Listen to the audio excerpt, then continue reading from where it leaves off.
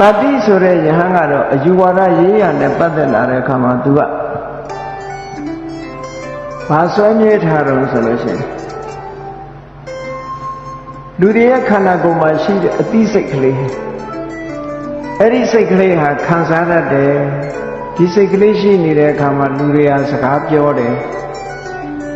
ခံစားတယ်စကားပြောတယ်ဆိုတဲ့ဒီအသိစိတ်လေးဟာတဘဝကနေတဘဝကူးနေတာတဲ့ဒီဘဝဒီခန္ဓာကိုယ်ကြီးဟောင်းသွားတဲ့အခါနောက်ဘဝခန္ဓာအတိတ်ရှာပြီးတော့ကူးသွားတယ်ဒီလိုသူကပမာလိုပြောရဆိုဝိညာဉ်ကလေးပေါ့ပမာတွေပြောတဲ့ဝိညာဉ်ကလေးလိပ်ပြာကလေးပေါ့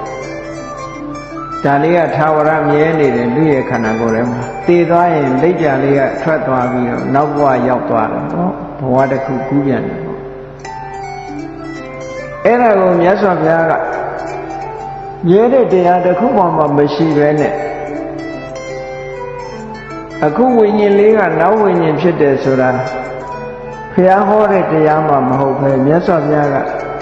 စိတ်ကလေးတစ်ခုဟာအခုဖြစ်ပြီးအခုချုပ်သွားပြီးနောက်ထပ်ဖြစ်တာကနောက်စိတ်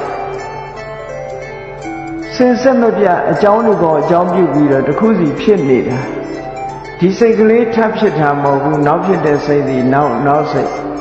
အဲ့ဒါလို့စင်စစ်မပြစိတ်ကလေးရဲ့တက်တန်းဟာအမတန်တူထောင်းတဲ့အချိန်ပိုင်းလေးသုံးခုပဲရှိတယ်ထိုတူထောင်းတဲ့အချိန်ပိုင်းကလေးရှိပြီးဖြစ်သွားတဲ့စိတ်ကလေးကလည်းနောက်ထပ်ပေါ်လာတာမဟုတ်ဘူးနောက်ထပ်ပေါ်လာတာကော်ပီပဲအလားတန်တူတဲ့အရာပေါ်လာဆိုပါစို့ဖျောင်းနိုင်မီးလေးထွန်းထားပြီးတော့ထိုဖျောင်းနိုင်မီးလေးကိုညှိမ့်လိုက်လို့ငြိမ့်သွားတယ်နောက်တစ်ခါထပ်ပြီးတော့ထွန်းလိုက်တယ်